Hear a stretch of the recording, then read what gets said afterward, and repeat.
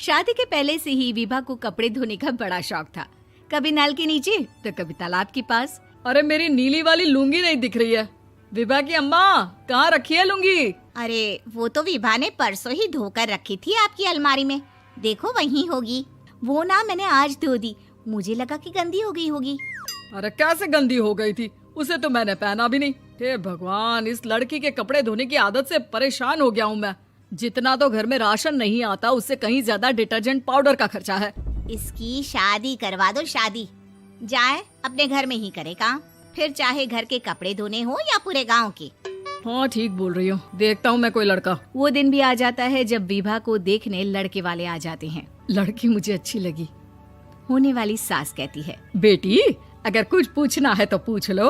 वैसे तो हमारी लड़की बहुत ही शर्मीली है, जो बोल दो वो मान लेती है, इसे क्या पूछना होगा। अरे कैसी बात कर रही हो माँ, मुझे इन लोगों के घर रहना है, सवाल तो कई है। हाँ हाँ बेटा, पूछ लो ना, क्या पूछना है। आप लोगों के घर कपड़े कौन धोता है? सास का मुंह बन जाता है। देखो, अगर तुम ये कहना चाहती हो कि तुम्हें कपड़े धोने नहीं आते तो सुन लो, कपड़े मैं ही धोती हूँ, लेकिन तुम्हारे आ जाने के बाद मैं रुमाल तक नहीं धोऊंगी। अरे चुप रहना भाग्यवान, बहू बेचारी घर आई नहीं, उसे डराना शुरू कर दिया। वो क्या है ना बिटिया, अभी तक तो ये कल्लू की माँ ही धोती थी, लेकिन अब तुम्हारे पापा तो दहेज में वॉशिंग मशीन देंगे ही। तभी विभा की माँ बोल पड़ती है, सवाल भी पूछा तो क्या। वैसे भाई साहब, मशीन की तो फिर भी कपड़े धोने की कैपेसिटी होती है। मतलब जो बिटिया दे रहे हैं ना विभा, इसे कपड़े धोने का बहुत शौक है। ये आप लोगों के क्या, आस पड़ोस गांव मोहल्ले सबके कपड़े धो दे और उफ तक ना करे। बाहर देखा नहीं आपने कितने कपड़े सूख रहे हैं, सब हमारी बिटिया ने ही तो धोए हैं। बस भी करो ना माँ, शर्म आ रही इतनी तारीफ सुनकर। और तो और एक दाग निकाल कर दिखाओ तो मान जाओ। हाँ अच्छा, माफ करना बेटा, मैंने गलत समझा।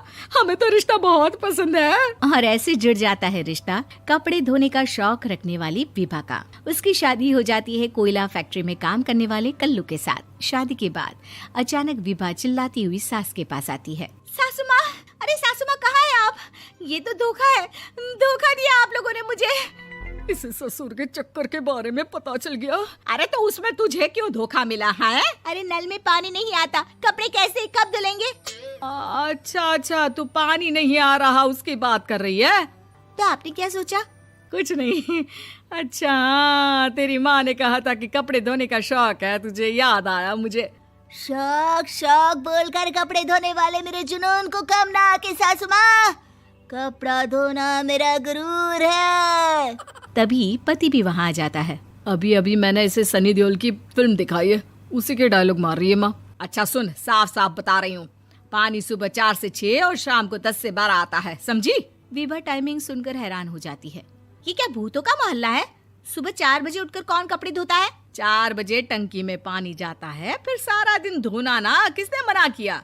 अरे कैसी बात कर रही हैं? 200 लीटर की टंकी में कितने कपड़े धो लूंगी मैं, सुबह ही उठ जाऊंगी मैं। अब क्या था, विभा सुबह 4 से लेकर रात के 12 बजे तक कपड़े ही धोती रहती। एक रोज सास पड़ोस से निकलकर कहीं जा रही होती है कि साथ वाली कहती है, हाँ कल्लू की माँ, जरा ये बताओ कि 2 साड़ी है, 2 ब्लाउज और एक पेटीकोट और एक नाड़े वाला लंबा कच्छा। हाँ तो? अरे तो क्या, कितना लोगी धुलाई ये बताओ। धोबन दिख रहे हैं हम क्या?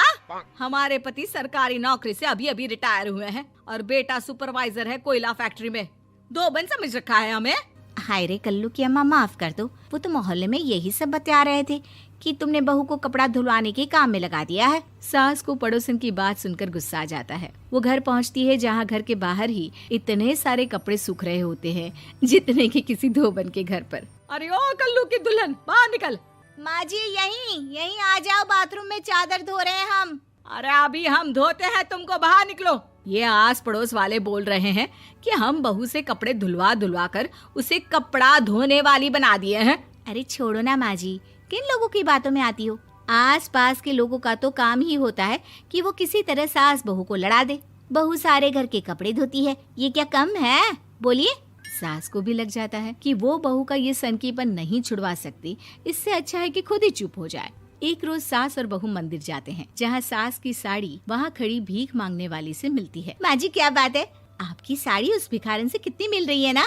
हाँ हाँ, देखो तो दोनों की साड़ी मिल रही है। क्या बात है कल्लू की अम्मा, तुम खुद को तो अफसर की बीवी बताती हो और ऐसी सिंपल सी प्लेन साड़ी पहनकर घूमती हो। सिंपल और प्लेन नहीं है ये साड़ी। तो क्या सोने के धागे से फूल बने हैं? कुछ भी सासू माँ, कुछ भी। हाँ, बने थे इस साड़ी में सोने के धागे से फूल। मेरे पति लेकर आए थे मद्रास से स्पेशली मेरे लिए 10,000 की। ताहे भाई साहब इस भिखारन के लिए भी सेम टू सेम साड़ी लेकर आए होंगे 10,000 की। सास उस वक्त तो कुछ नहीं कहती, लेकिन बहू के साथ घर आती है और अलमारी से एल्बम निकाल कर लाती है। ये साड़ी देख रही है, ये वही साड़ी है जिसे मैंने अभी पहना था। इस साड़ी में ये जो चमकदार फूल दिख रहे हैं ना, ये सोने के धागों से काढ़े गए हैं। लेकिन तू लोकल वॉशिंग मशीन ब्रश से घिस घिस कर सारे फूलों को निकाल कर साड़ी प्लेन कर दी। मुझे माफ कर दीजिए सासू माँ। और तो और, जब मैंने तुझे तेरी गलती के लिए कुछ नहीं कहा, लेकिन तूने तो सबके सामने मेरा मजाक ही बना दिया। क्यों? बहू को समझ में आ जाता है कि अब से उसका कपड़े धोना बंद।